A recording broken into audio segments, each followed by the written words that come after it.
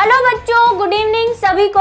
और आज हम जो है करने वाले हैं क्लास 9th का लेक्चर नंबर 9, जो कि हमारा चैप्टर चल रहा था, चैप्टर नंबर 14 प्राकृतिक संपदा, और उसी को आगे की तरफ हम बढ़ाएंगे। चैप्टर फ्लो आपको पता ही था, क्या क्या जो हमारे पास चीजें थी और क्या हमें पढ़ना है इसके अंदर।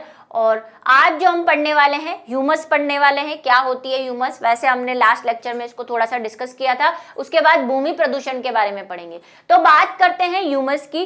लास्ट क्लास में हमने देखा था कि जो मिट्टी है उसकी जो सबसे ऊपरी परत होती है, जिसे हम कहते हैं कि मिट्टी की सबसे उपजाऊ परत जो होती है, उसे हम क्या कहते हैं? ह्यूमस कहते हैं। ठीक है, सबसे ऊपर वाली परत। और ये किससे बनती है? तो हमने देखा था कि ये सड़ी हुई पत्तियों और जीवों के जो वेस्ट मटेरियल होते हैं, अपशिष्ट होते हैं, उनसे बनती है। और यही कारण है कि मृदा जो है उसकी उपजाऊता बढ़ती है। अगर मृदा में ह्यूमस नहीं होगी तो मृदा धीरे धीरे बंजर बन जाएगी, यानी कि उसके अंदर फिर कुछ भी नहीं उग पाएगा। तो किसी भी मिट्टी के उपजाऊ होने का सबसे मेन कारण क्या होता है? उसके अंदर उपस्थित ह्यूमस। ठीक है, तो ह्यूमस क्या है?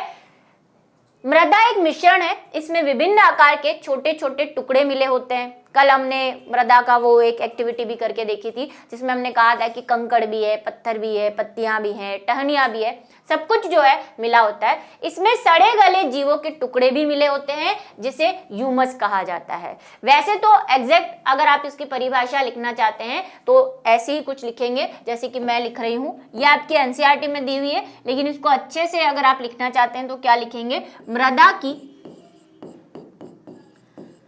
ऊपरी उपजाऊ परत, जिसका निर्माण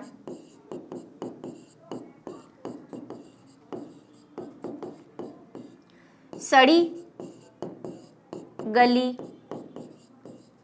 पत्तियों व जीवों के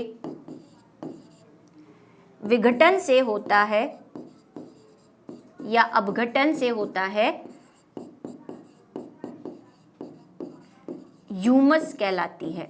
ठीक है, ह्यूमस कहलाती है। ये आप लिखेंगे तो ज्यादा बेटर रहेगा। बाकी एनसीईआरटी में ये लिखी हुई है लाइन। ठीक है, नेक्स्ट है, इसके अतिरिक्त मिट्टी में विभिन्न प्रकार के सूक्ष्म जीव भी मिले होते हैं, जैसे कि केचुए। सबसे बेस्ट और इजी एग्जांपल आपने देखा होगा कि मिट्टी के अंदर केचुए पाए जाते हैं। ये केचुए ही क्या करते हैं? मिट्टी के अंदर जो ये पेड़ पौधे या टूटी हुई पत्तियों के जो टुकड़े दिखेंगे, पहले उनको छोटे टुकड़ों में डिवाइड करेंगे, फिर इन छोटे टुकड़ों से मिट्टी में उथल पुथल भी करते हैं। हमने सुना भी है कि जो अर्थवर्म होते हैं, यानी कि केचुए होते हैं, वो किसान के मित्र होते हैं, क्योंकि ये मिट्टी को खोखला करते हैं ना, उसके अंदर इनकॉर्पोरेट करते हैं एयर को प्रॉपर्ली, प्लस पत्तियों वगैरह को खाते हैं, जिससे ह्यूमस का निर्माण होता है। साथ में और भी कुछ बैक्टीरिया भी रहते हैं जो इन चीजों को सड़ाते हैं और मिट्टी को उपजाऊ करते हैं। उसके अंदर अच्छे से पोटेशियम, कार्बन, फास्फोरस ऐसी चीजों को मिलाते हैं, क्योंकि इनडायरेक्ट वे में ये पत्तियां जो है या जो मरे हुए जीव है, उनके अंदर जो भी कार्बनिक पदार्थ है या अकार्बनिक पदार्थ है, नाइट्रोजन, फास्फोरस, सल्फर, ये सब अल्टीमेटली कहाँ मिल जाएगा? उस मिट्टी के अंदर मिल जाएगा। और मिलने से मिट्टी की उर्वरकता बढ़ेगी, क्योंकि वापस यही सब मटेरियल पौधों द्वारा अवशोषित होगा और पौधे को उतने ही न्यूट्रिएंट मिलेंगे। मृदा के प्रकार का निर्णय उसमें पाए जाने वाले कणों के औसत आकार द्वारा निर्धारित किया जाता है। एक तो मृदा आपने देखी होगी कई प्रकार की, जैसे कि अभी कल ही हमने देखा था, एक रेत होती है, सैंड, एक क्ले होती है, वो बहुत चिकनी होती है, उस जो मृदा होती है उसके कण बहुत छोटे होते हैं। फिर पेबल्स देखे थे। तो इसी तरह आपने मिट्टी के कई प्रकार सोशल में कभी पढ़े हैं या पढ़े होंगे, पढ़ रहे होंगे कि काली मिट्टी होती है ना, दोमट मिट्टी कहते हैं जिसको हम क्लेई सॉइल कहते हैं, और सैंड होती है, रेत, उसके थोड़े से कण और बड़े होते हैं। तो रेत के जो ये कण है, सॉरी, मिट्टी के जो कण है, उनके आधार पर हम जनरली मिट्टी के प्रकार बताते हैं, काली मिट्टी, जलोढ़ मिट्टी, है ना, मिट्टी soil, clayey soil, loamy soil, इस तरह से हम जो उदाहरण देते हैं। और उन्हीं के आधार पर हम कहते हैं कि जो क्लेई सॉइल होती है उसकी जल धारण क्षमता बहुत अधिक होती है। सैंडी सॉइल में पोर्स बहुत ज्यादा होते हैं, तो वो जल को नीचे की तरफ ले लेती है, उतनी ही आसानी से वापस क्या कर देती है, इवेपोरेट भी कर देती है। तो हम जनरली जब बात करते हैं हम कहते हैं दोमट मिट्टी अच्छी होती है, किसी किसी फसल के लिए काली मिट्टी भी अच्छी होती है। ये सब आपने सोशल में पढ़ा होगा। तो इनके कणों का जो आकार होता है उसके आधार पर ही हम मिट्टी की उपजाऊता या प्रकार को बताते हैं। मृदा के गुण को उसमें स्थित ह्यूमस की मात्रा, जैसे कणों के आधार पर प्रकार है, वैसे ही जो मृदा है उनके गुण, यानी कि कौन सी मिट्टी अच्छी है, कौन सी मिट्टी कम अच्छी है, उसका अगर हम गुण का निर्धारण करना चाहते हैं, उसकी विशेषताओं का, तो उसके लिए हम ह्यूमस की मात्रा देखते हैं। जिस मिट्टी में ह्यूमस की मात्रा अच्छी होगी, जैसे कि मैंने कहा, इस ह्यूमस में जनरली क्या होगा, वो जो सड़े गले जीव हैं उनके जो कार्बनिक पदार्थ है, जैसे कि पोटेशियम, कैल्शियम, मैग्नीशियम, तो यही तो चाहिए पौधे को वृद्धि करने के लिए। इन सब मिनरल्स की जरूरत होती है। फिर ये पौधे हम खाते हैं तो हमें ये मिनरल्स वापस मिल जाते हैं। तो इस तरह से ये साइकिल चलता रहता है। तो जितनी ज्यादा ह्यूमस मिट्टी के अंदर होगी, मिट्टी उतनी ही उपजाऊ होगी। ठीक है, जितनी ज्यादा ह्यूमस होगी या होती है मिट्टी, उतनी ही या उपजाऊ बनती है। ये फैक्ट आपको याद होना चाहिए, पता होना चाहिए। और इसको उपजाऊ कौन बना रहे हैं, तो हमने कहा जैसे केचुआ है, कुछ सूक्ष्म जीव है, बैक्टीरिया वगैरह हैं जो इनको खाते हैं और इनको और छोटे छोटे पदार्थों में, इन्हीं मैग्नीशियम, कैल्शियम वगैरह में तोड़ देते हैं। ठीक है, जाने से सूक्ष्म जीवों के आधार पर किया जाता है। एक तो उसमें कितनी ह्यूमस है प्लस उसमें कितने सूक्ष्म जीव है, क्योंकि इस ह्यूमस को बनाने में योगदान किसका है, सूक्ष्म जीवों का, उन बैक्टीरिया का, उन शैवालों का, उन लाइकेन का, जो भी पाए जा रहे हैं छोटे छोटे जीव, उनका योगदान है। तो ये दोनों चीजें निर्धारित करेंगी कि मिट्टी कैसी है। अगर किसी मिट्टी में केचुए हैं तो हम बोलेंगे कि वो बहुत अच्छी है, क्योंकि केचुए उस मिट्टी को अच्छे से जो है उथल पुथल कर रहे हैं, उपजाऊ बना रहे हैं, पत्तियों को सड़ा रहे हैं। ठीक है, चलिए नेक्स्ट है, मृदा की संरचना का मुख्य कारक ह्यूमस है, क्योंकि यह मृदा को सरंध्र बनाती है और वायु और जल को भूमि के अंदर जाने में सहायक करती है। सरंध्र भी बनाती है, मतलब कि वही खोखला करेगी, मिट्टी को खोखला करेगी तो अंदर अच्छे से पानी यानी कि जल और एयर यानी कि वायु भी जाएगी ऑक्सीजन के साथ। ठीक है, खनिज पोषक तत्व जो उस मृदा में पाए जाते हैं वह उन पत्थरों पर निर्भर करते हैं जिससे मृदा बनी है। मृदा बनने की प्रक्रिया पढ़ी हमने कि चट्टानें ही धीरे धीरे मृदा का निर्माण करती है। तो जिस चट्टान से ये बनी है उसमें जो खनिज होगा, मान लो इसमें कैल्शियम बहुत ज्यादा था या फास्फोरस बहुत ज्यादा था, तो जो मिट्टी बनेगी उसमें कैल्शियम और फास्फोरस की मात्रा ज्यादा होगी। मैग्नीशियम ज्यादा होगा तो मैग्नीशियम ज्यादा होगी। तो डिपेंड करता है कि उसके जो पोषक तत्व हैं, जो खनिज पोषक तत्व हैं मिट्टी के, उनमें किसकी मात्रा ज्यादा होगी। ये इस चीज पर डिपेंड करता है कि वो किस प्रकार की चट्टान से बनी है। ठीक है, निर्भर करता है कि मृदा किससे बनी है। बाद में फिर और जो बैक्टीरिया है वो भी धीरे धीरे जैसे जैसे मृदा रही, भाई हमेशा तो चट्टान से बनेगी नहीं, आपको पता है लाखों साल लग जाते हैं, लेकिन जो मृदा बन चुकी है उसके अंदर फिर ह्यूमस बनेगी इन सूक्ष्म जीवों के माध्यम से। ये इस प्रकार मृदा की ऊपरी परत पर, जिसमें मृदा के कणों के अतिरिक्त ह्यूमस और सजीव स्थित होते हैं, ऊपरी मृदा कहा जाता है। ये पूछ सकते हैं आपको, ऊपरी मृदा किसे कहते हैं, तो उसमें दोनों आ गए। ह्यूमस किसे कहते हैं, तो मृदा की वह ऊपरी लेयर जिसमें सड़ी गली पत्तियां जो है वो उनके बचे कुचे विघटन अंश पाए जा रहे हैं, वो तो ह्यूमस है। ह्यूमस प्लस वो सूक्ष्म जीव जो मृदा के अंदर रह रहे हैं, जो ह्यूमस बना रहे हैं और भी कुछ काम कर रहे हैं।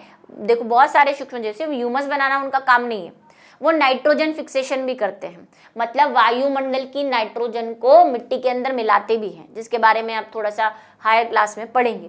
तो ये क्या करते हैं, ये ह्यूमस प्लस जो सजीव उसके अंदर रह रहे हैं, जो सूक्ष्म जीव उसके अंदर रह रहे हैं, चाहे वो केचुआ हो, चाहे वो बैक्टीरिया हो, चाहे और कोई एनिमल, कीड़ियां हो, चींटियां हो, कोई भी जीव हो, वो सब मिलकर ऊपरी मृदा का निर्माण करते हैं, मृदा की ऊपरी लेयर का निर्माण करते हैं।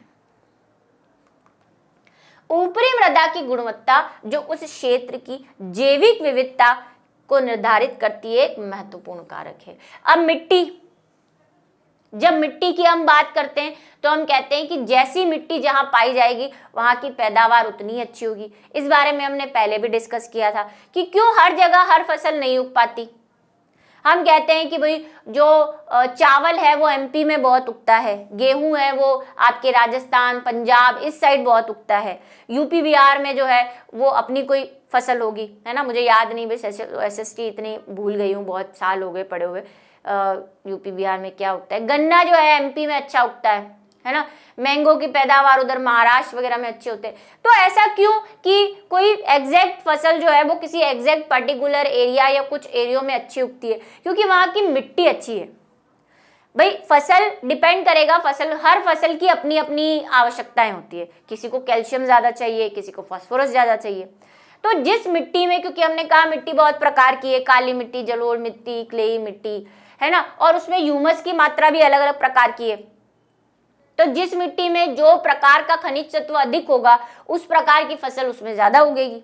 यहाँ पे जो है पंजाब, हरियाणा, राजस्थान, इनमें गेहूं अच्छा उगता है, क्योंकि गेहूं की पैदावार के लिए जो आवश्यकताएं हैं, जिस प्रकार की मिट्टी चाहिए वो इस एरिया में पाई जाती है।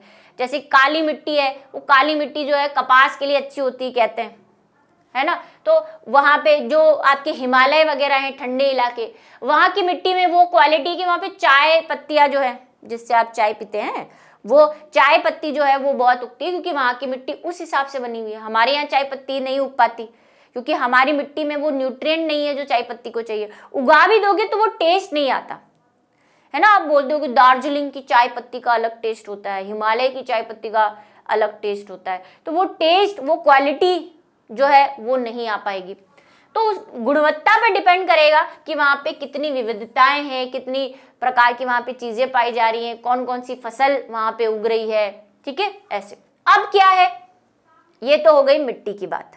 अब आधुनिक खेती में पीड़कनाशियों और उर्वरकों का बहुत बड़ी मात्रा में उपयोग हो रहा है। जनसंख्या बढ़ रही है, खाद्य आवश्यकताएं, मतलब हमारी रिक्वायरमेंट बढ़ रही है, हमें और अधिक जो है खाद्यान्न चाहिए, है ना, गेहूं, चना, बाजरा ये चाहिए, जनसंख्या बढ़ रही है इसलिए। तो अभी क्या है कि हमें क्या करना पड़ेगा, बढ़ाना पड़ेगा। और फिर दूसरा ये अटैक होते रहते हैं, भाई कीटों ने अटैक कर दिया, फसल बर्बाद हो गई, बारिश सही से नहीं हुई, फसल बर्बाद हो गई, है ना, बारिश, गेहूं या कोई खेत में कोई कीट ने अटैक कर दिया, गायें वगैरह घुस गई। तो इसके लिए हम क्या करते हैं, अच्छी पैदावार के लिए जो किसान होते हैं वो या तो पीड़कनाशी डालेंगे, पीड़कनाशी मतलब इंसेक्टिसाइड्स, कीटों को मारने वाली दवाइयां, या फिर उर्वरक डालेंगे, यानी कि खाद जो मार्केट में आती है, यूरिया वगैरह, ये सब डालेंगे, ठीक है। तो ये सारे फर्टिलाइजर्स डालते हैं, जिनको हम क्या बोलते हैं, फर्टिलाइजर्स, ठीक है, इनको क्या बोलते हैं, इंसेक्टिसाइड्स। बहुत बड़ी मात्रा में प्रयोग हो रहा है। अब प्रयोग तो हो रहा है, इससे पैदावार भी अच्छी हो जाती है, लेकिन इसके कुछ नुकसान भी है, कुछ साइड इफेक्ट भी है। क्या साइड इफेक्ट है, लंबे समय तक इन पदार्थों का उपयोग करने से मृदा के सूक्ष्म जीव मर जाते हैं। मान लो आप कोई ऐसा इंसेक्टिसाइड डाल रहे हो, जैसे कि ग्रास होपर, टिड्डे बहुत खा लेते हैं खेत को, पूरा के पूरा खेत बर्बाद कर देते हैं, सुना होगा आपने, इनका हर साल आक्रमण होता है किसी एरिया में, तो वहां पे फसल की फसल बर्बाद हो जाती है। तो आपने कोई पीड़कनाशी डाला, अब वो पीड़कनाशी टिड्डे को तो मार ही रहा है, साथ में मिट्टी में जो हमारे केचुए हैं या जो सूक्ष्म जीव है जो ह्यूमस बनाने में हेल्प कर रहे थे उनको भी मार रहे हैं, जो सड़ी गली पत्तियों से जो मटेरियल है वो निकाल रहे थे सॉइल को उपजाऊ बनाने के लिए, उनको भी मार रहे हैं। तो क्या होगा, तो सॉइल की उपजाऊता में कमी आ जाएगी, क्योंकि ह्यूमस कम बन रही है, उसके सारे मिनरल्स जो है वो तो फसल ने ले लिए, फसल बर्बाद हो गई। अब वापस साइकिल भी तो कंप्लीट होना चाहिए भाई, पौधे ले रहे हैं, पौधे मरेंगे तो वापस वो चीजें मिट्टी में मिलनी भी तो चाहिए, वो मिल ही नहीं रही उनको, क्योंकि उनको मिलाने वाले ही नहीं रहे अब तो तो उससे क्या होगा, सूक्ष्म जीव मर जाएंगे, मृदा की संरचना को नष्ट कर सकते हैं। मान लो कि आप यूरिया बहुत डाल रहे हो, है ना, कोई डालते हैं खेतों में, जिनके खेत वेत होंगे उनको पता होगा, कोई भी डाल रहे हो वो मिट्टी में जा रहा है, मिट्टी में यूरिया जा रहा है। अब क्या होगा, यूरिया ये जो है ये पौधों द्वारा अवशोषित होगा और फिर यही पौधे हम खाएंगे तो हमारे लिए हार्मफुल होगा। तो मिट्टी को भी खराब कर रहा है, मिट्टी को चाहिए ही नहीं यूरिया, आप जबरदस्ती उस पर वो जो छिड़काव कर रहे हैं उसकी वजह से मिट्टी में यूरिया जा रहा है, जो मिट्टी के लिए हानिकारक हो सकता है और मिट्टी की संरचना को नष्ट कर सकता है, जो कि मृदा के पोषक तत्वों का पुनर्चक्रण करते हैं। पुनर्चक्रण समझ गए ना, पुनर्चक्रण साइकिलिंग कर रहे हैं, जो साइकिल चल रहा है, जो मैंने कहा कि कैसे साइकिल चलता है कि मान लो जैसे ये मिट्टी है, इसमें नाइट्रोजन है, ये पौधे नाइट्रोजन लेंगे, इन पौधों को हम खाएंगे, मतलब जंतु खाएंगे, तो जो नाइट्रोजन पौधे ने ली है वो हमें मिलेगी जब हम उनको खाएंगे। फिर हमें जो भी जंतु इसको खा रहे हैं, मान लो गाय खा रही है, गाय को कोई और खा रहा है, कोई भी खा रहा है, शेर चीता कोई भी खा रहा है, या बकरी खा रही है, बकरी को कोई और खा रहा है, या हम डायरेक्ट पौधों को खा रहे हैं, मनुष्य खा रहा है पौधों को डायरेक्ट। ठीक है, तो क्या होगा, मनुष्य डायरेक्ट खा रहा है तो हमको भी नाइट्रोजन मिलेगी, इसको भी नाइट्रोजन मिलेगी।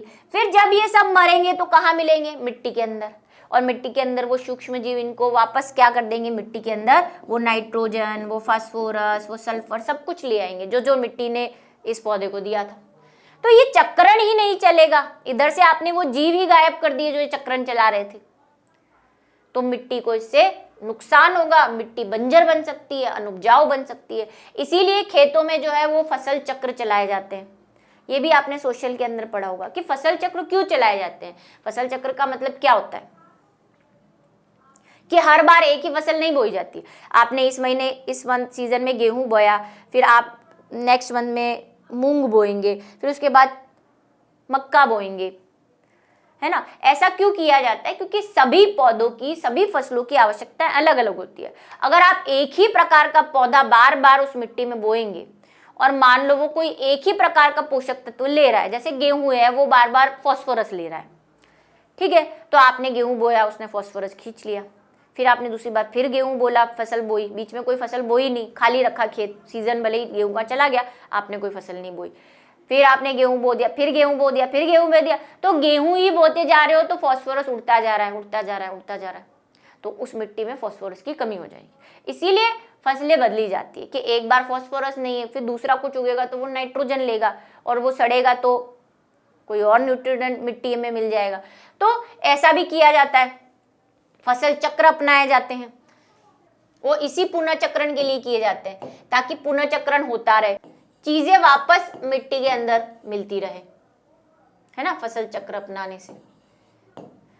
ह्यूमस बनाने में सहायक भूमि में स्थित केचुए को भी ये समाप्त कर देते। केचुआ भी मार दोगे, वही तो बना रहा है। अगर समपोषणीय खेती नहीं की जाए तो उपजाऊ मृदा जल्द बंजर भूमि में परिवर्तित। समपोषणी का एक ही ये एग्जाम्पल है, फसल चक्र अपनाना, बदल बदल कर फसलें बोना।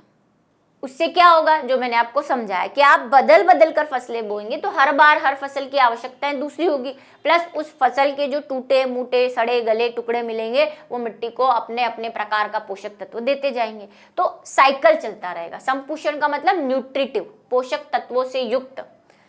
उपयोगी घटकों का मृदा से हटना, दूसरे हानिकारक पदार्थों का मृदा में मिलना जो कि मृदा की उर्वरकता को प्रभावित करता है। अब आप ये जो डाल रहे हो उपयोगी घटक हट जाए वहां से, फसल चक्र अपना नहीं रहे हो, सूक्ष्म जीवों को मार दिया, तो भाई जो उपयोगी पदार्थ तो फसल में अब मिल ना रहे। दूसरा, हानिकारक पदार्थ आप डाले जा रहे हो, ये छिड़काव करते जा रहे हो, स्प्रे करते जा रहे हो, तो हानिकारक पदार्थ, भाई स्प्रे आप पौधों पे कर रहे हो लेकिन वो पौधे जब गिरेंगे तो उनके साथ स्प्रे नीचे जाएगा, मतलब वो केमिकल नीचे जाएगा, प्लस उड़ के भी नीचे जाएगा। भाई कोई भी चीज आप हवा में डालोगे अल्टीमेटली तो वो जमीन पे आएगी ही सही, उसके कण, पाउडर डाल रहे हो वो आएगा, तो उससे हानिकारक पदार्थ आप मिला रहे हो जो कि मृदा की उर्वरकता को प्रभावित करते हैं, उसे स्थित जैविक विविधता को नष्ट कर देते हैं, इसे भूमि प्रदूषण कहते हैं। ठीक है, तो ये भूमि प्रदूषण क्या होता है, इसकी परिभाषा यहाँ पे दे रखी है। इसको आप हेडिंग लगा के फिर से दोबारा भी लिख सकते हो, भाई आपसे पूछ ले भूमि प्रदूषण क्या है, तो यही जो वहां लिखा हुआ है वही लिखा है मैंने फिर से। भूमि प्रदूषण क्या है? भूमि प्रदूषण क्या है? उपयोगी घटकों का मृदा से हटना और दूसरे हानिकारक पदार्थों का मृदा में मिल जाना, जिससे कि उर्वरकता प्रभावित हो जाए, उसकी फर्टिलिटी इफेक्ट हो जाए मृदा की, वो उपजाऊ नहीं रहे, तो उस स्थिति में जैविक विविधता नष्ट हो जाएगी। मतलब फसल, पहले जो जितने प्रकार के पौधे या फसलें उस मिट्टी में उग पा रहे थे, अब वो नहीं उग पाएंगे। जैव विविधता किसको कहते हैं, ये चैप्टर हम पढ़ चुके हैं। विभिन्नताएं, कि भाई पहले उसमें 50 प्रकार के पौधे उग रहे थे, अब एक ही प्रकार का उग रहा, क्योंकि सारे पौधों को वो चीजें ही नहीं मिल रही जो उन्हें चाहिए मिट्टी से, मिट्टी की उपजाऊता खत्म हो गई है। तो इसको हम क्या कहेंगे? भूमि प्रदूषण, सॉइल पॉल्यूशन। अब ये सॉइल पॉल्यूशन है, ये कैसे हो रहा है, क्या हो रहा है, इसके बारे में जो है हम नेक्स्ट लेक्चर के अंदर पढ़ेंगे। ये आज की क्लास में सिर्फ इतना ही है, और एक एक्टिविटी जो दे रखी है उसको भी करेंगे नेक्स्ट क्लास में। तो मिलेंगे नेक्स्ट क्लास में, नेक्स्ट लेक्चर में। तब तक के लिए बाय।